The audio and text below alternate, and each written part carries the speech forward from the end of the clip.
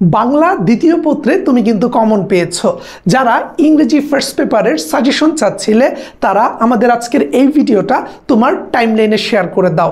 কমেন্টে তোমার এইচএসসিতে পড়ুয়া বন্ধুকে একটু মেনশন করে জানিয়ে দাও বাংলা সেকেন্ড পেপারে তুমি কতটুকু কমন পেয়েছিলে, এবং প্রো উইথ স্বাধীন ফেসবুক পেজে মেসেজ দাও, আমরা তোমাকে ইংরেজি সাজেশনটা দিচ্ছি।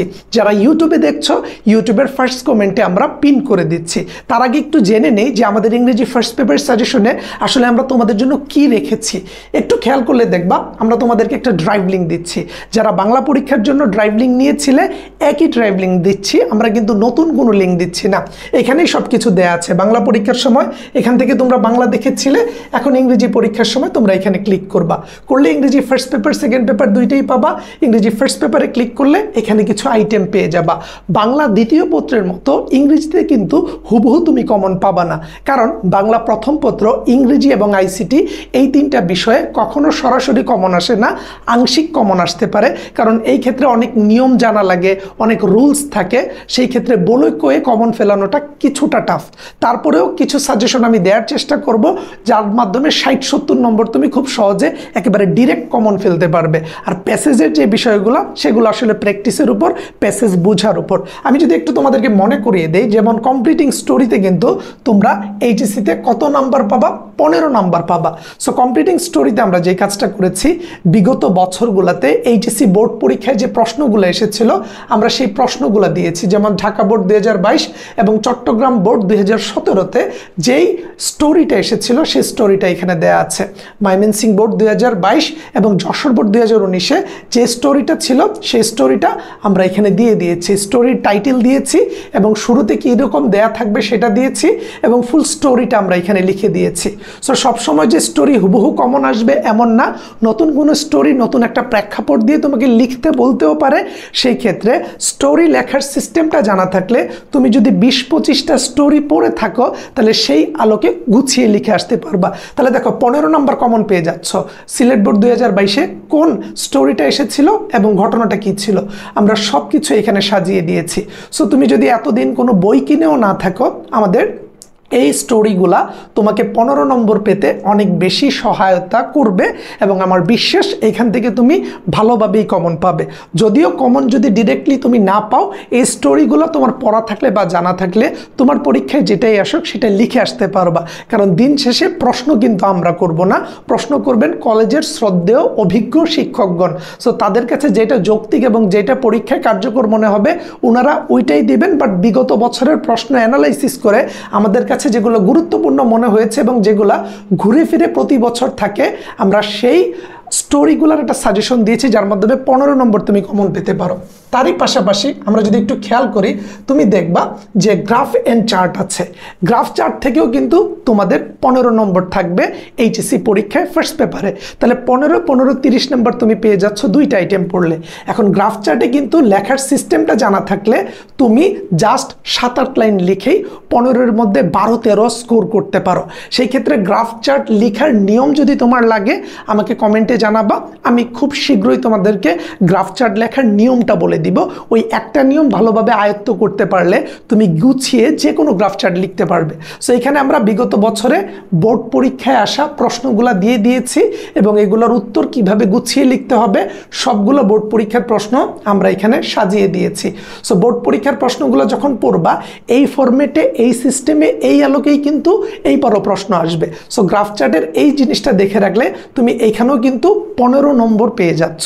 তার বাইরে আমি যদি তোমাকে পরের আইটেমটা দেখাই, সেটা হচ্ছে ইনফর্মাল লেটার অথবা আমাদের ইমেল রাইটিং।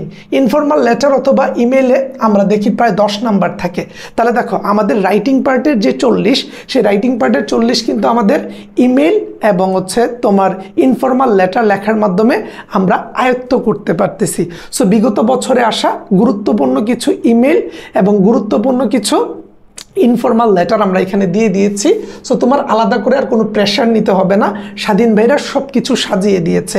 এরপরে যদি আমরা বলি রিয়ারেঞ্জে আছে তোমার 10 নাম্বার। তাহলে দেখো তুমি যদি ওই দিকের 40 আমাদের এইগুলা পড়ে আয়ত্তে আনতে পারো, রিয়ারেঞ্জে তোমাকে আমি একেবারে গ্যারান্টি দিয়ে বলছি বেশিরভাগ অর্থেই এইখান থেকেই কমন পাবা। আমরা এখানে গুরুত্বপূর্ণ রিয়ারেঞ্জ যেগুলো বোর্ড পরীক্ষায় এসেছিল সেগুলোকে সাজিয়ে দিয়েছি, এবং রিয়ারেঞ্জ লেখার সিস্টেমটা একটু মাথায় রাখবা। তুমি উত্তরে গিয়ে এইভাবে সিস্টেমটা সুন্দর করে সাজিয়ে লিখে দিবা। চাইলে বক্স আকারে 1 2 3 লিখে নিচে তুমি এভাবে ক্রমিক নংটা সাজিয়ে দিতে পারো, অথবা ডিরেক্ট এইভাবে ক্রমিক নংটা সাজিয়ে দিয়ে নিচে পুরো স্টোরিটাকে কিন্তু আবার লিখে দিবা, কারণ পুরো স্টোরিটা না লিখলে টিচার তোমাকে পুরো নাম্বারটা দিবে না। সো তুমি এইভাবে সাজিয়ে লিখতে পারো, তোমার জন্য খুব কাজে দিবে। আমরা এইচএসসি বোর্ড পরীক্ষায় যেই রিয়ারেঞ্জগুলো সবচেয়ে বেশি গুরুত্বপূর্ণ, এইচএসসি বোর্ড পরীক্ষায় যে প্রশ্নগুলো বারংবার এসেছে এবং তোমাদের জন্য যে প্রশ্নটা আসতে পারে সেগুলো আমরা দিয়েছি। যেমন সিলেট বোর্ড 2019, চিটাগাং বোর্ড 2016-তে এই প্রশ্নটা এসেছিল। তুমি দেখবা যে প্রতিটা প্রশ্ন 2-3টা বোর্ডে আসা। বরিশাল বোর্ড 2019-এ যেটা আসছে সেটা সিলেট বোর্ড 2015-তে এসেছিল। তার মানে রিয়ারেঞ্জে এইখানে 10 নম্বর কমন ফেলা খুবই সহজ, যদি তুমি আমাদের এই রিয়ারেঞ্জগুলো ভালোভাবে পড়ে আত্মস্থ করে পরীক্ষার হলে যেতে পারো। দেখো ঢাকা বোর্ড 2017-তে যেটা আসছিল, বরিশাল বোর্ড 2017-তে একই জিনিস এসেছে। তারপরে যদি একটু খেয়াল করো তাহলে আসলে তুমি কি পাচ্ছ, আমরা তোমাকে দিয়ে দিচ্ছি উইথ ক্লোজ আর উইদাউট ক্লোজ। এখানে কিন্তু প্রায় 50 নম্বর হয়ে যাচ্ছে। তোমাকে সামারি লেখার একটা নিয়ম দেখিয়ে দিব।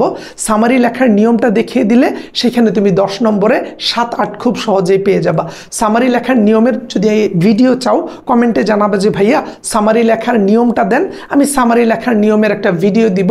সেই ভিডিওটা ভালোভাবে তুমি আয়ত্ত করতে পারলে তোমার সামারি লেখার যে জার্নিটা সেটা সহজ হয়ে যাবে। সেখানে যদি 10 নম্বরের তুমি একটা কমন পাও, 60 নাম্বার তুমি অলরেডি কমন পাচ্ছ। আর উইথ ক্লু আর উইদাউট ক্লুতে যদি তুমি একটু হিসাব করো তাহলে 70-80 নাম্বারের মতো একটা ব্যাকআপ আমি আপাতত তোমাকে দিচ্ছি। এগুলো পড়লে এই রুলসগুলো জানা থাকলে এর মধ্য থেকে আসবে, কারণ আমাদের টার্গেট তোমার এইচএসসি প্রস্তুতিটা গুছিয়ে দিয়ে তোমাকে ঢাকা বিশ্ববিদ্যালয়ে নিয়ে আসতে। কারণ আমি নিজেও এইচএসসিতে থাকাকালীন সময়ে এই বিষয়গুলোকে অধিক গুরুত্ব দিয়ে পড়ে ঢাকা বিশ্ববিদ্যালয়ে এসেছি, এবং এরপর টার্গেট ডিউ ব্যাচের মাধ্যমে অনেক শিক্ষার্থীকে আমরা ঢাকা বিশ্ববিদ্যালয়ে এনেছি। এখন আমরা প্রস্তুত তোমাকে ঢাবিয়ান করতে। সো সেই ক্ষেত্রে খেয়াল করে দেখো, তুমি যখন উইদাউট ক্লোজে যাবা তোমার জন্য আমরা এখানে বিগত বছরে এইচএসসি বোর্ড পরীক্ষায় আসা উইদাউট ক্লুগুলোকে একত্র করে দিয়েছি, এবং আমরা যে কাজটা করেছি প্রতিটা প্রশ্নের উত্তর কি কারণে এটা হয়েছে আমরা নিচে ব্যাখ্যাটা দিয়ে দিয়েছি। এখন ব্যাখ্যা থাকার কারণে আমি যদি তোমার সাথে নাও থাকি এই উত্তরটা কেন হলো তুমি যে বুঝতেছো না, তুমি ব্যাখ্যাটা দেখলে বুঝে যাবা। সো এখানে আমরা যে কাজ করেছি তোমাদের জন্য 40-50টা উইদাউট ক্লু দিয়েছি। সো উইদাউট ক্লু আসলে বলে কয়ে কমন ফেলানো যায় না, এটা তুমি কমন নাই পেতে পারো, বাট প্র্যাকটিস করে গেলে নিয়মগুলো যদি তুমি জেনে যাও তাহলে এই সিস্টেমে প্রশ্ন করলে পরীক্ষায় তুমি উত্তর করতে পারবে, এবং এইগুলোকে সলভ করে গেলে খুব ভালো একটা সম্ভাবনা আছে উইদাউট ক্লু তোমার এইচএসসি পরীক্ষায় কমন আসার। কিন্তু আমি শুরুতেই বলেছি ইংরেজিতে আসলে গ্যারান্টি দিয়ে কমন ফেলানো যায় না, বাংলা দ্বিতীয় পত্রের মতো। সো আমরা এই যে দেখো প্রতিটা প্রশ্ন দিয়েছি, যেমন যেটা দিনাজপুর বোর্ড 2019-এ এসেছিল, চট্টগ্রাম বোর্ড 2019-এও এই প্রশ্নটাই এসেছে। সো আমরা নিচে এই প্রশ্নের উত্তরগুলোর ব্যাখ্যা দিয়ে দিয়েছি। একটা প্রশ্ন দেওয়ার পর ওই প্রশ্নের বাংলা অর্থ এবং নিচে ব্যাখ্যা দিয়েছি যে কেন এইখানে কোন ওয়ার্ডটা বসেছে, এর কারণ কি, এর যৌক্তিকতা কি। শুধুমাত্র এইটা না, আমরা হচ্ছে উইথ ক্লুর মধ্যেও সেম জিনিসটা দিয়েছি, অর্থাৎ উইদাউট ক্লু এবং উইথ ক্লুর সুন্দর একটা সাজেশন আমরা তোমাদের জন্য রেডি করে দিয়েছি। এই যে এখানে উইথ ক্লু বোর্ড পরীক্ষায় আসা প্রশ্নগুলো দেয়া আছে এবং নিচে কেন এই উত্তরগুলো হলো ব্যাখ্যাটা দেয়া আছে। সো যখন তুমি কোনো প্রশ্নের কেনটা ফিগার আউট করতে পারবা, উত্তরটা কি কারণে হচ্ছে তুমি ধরতে পারবা, সেই অর্থে কিন্তু পরীক্ষায় ভালো করার সম্ভাবনাটা বেড়ে যায়। তার মানে হিসাব যদি করো 70-80 নম্বরের একটা কম্প্যাক্ট সাজেশন আমরা তোমাদের সাথে শেয়ার করতে যাচ্ছি।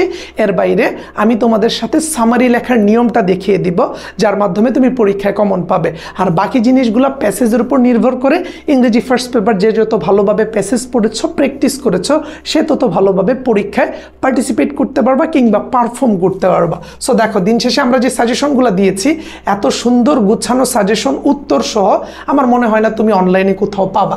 সো যদি এই সাজেশনটা তোমার ভালো লেগে থাকে তাহলে তুমি তোমার ফ্রেন্ডদেরকে একটু কমেন্টে মেনশন মেনশন করে দাও, ভিডিওটা শেয়ার করে দাও। এবং যারা ইংরেজি সেকেন্ড পেপার সাজেশন খুঁজবা এর পরের দিন এই একই ড্রাইভ লিঙ্কে দেয়া থাকবে, তুমি ইংরেজি সেকেন্ড পেপারে গেলে গ্রামার আইটেম এবং ইংরেজি সেকেন্ড পেপারের রিটেন আইটেম সব কিছু এখানে খুব ভালোভাবে পেয়ে যাবা বলে আমি বিশ্বাস রাখি।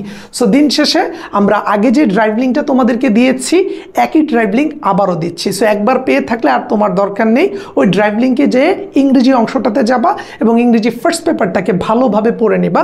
আমরা যে সাজেশনটা দিচ্ছি ওই অনুযায়ী প্র্যাকটিস করে গেলে ইনশাল্লাহ ভালো কিছু সম্ভব এবং আমার বিশ্বাস তুমি কমন পাবে। সো যাদের যাদের ভিডিওটা গুরুত্বপূর্ণ মনে হয়েছে তুমি তোমার টাইমলাইনে শেয়ার করে রেখে দাও, তোমার এইচএসসি বন্ধুদেরকে জানিয়ে দাও, কমেন্টে তাদেরকে একটু মেনশন দাও। আমাদের ফেসবুক পেজে SMS করলে আমরা এই সুন্দর ড্রাইভ লিঙ্কটা তোমাকে দিয়ে দিব, যার মাধ্যমে তোমার এইচএসসি পরীক্ষা হবে আরও সুন্দর, আরও গোছানো, আরও ভালো।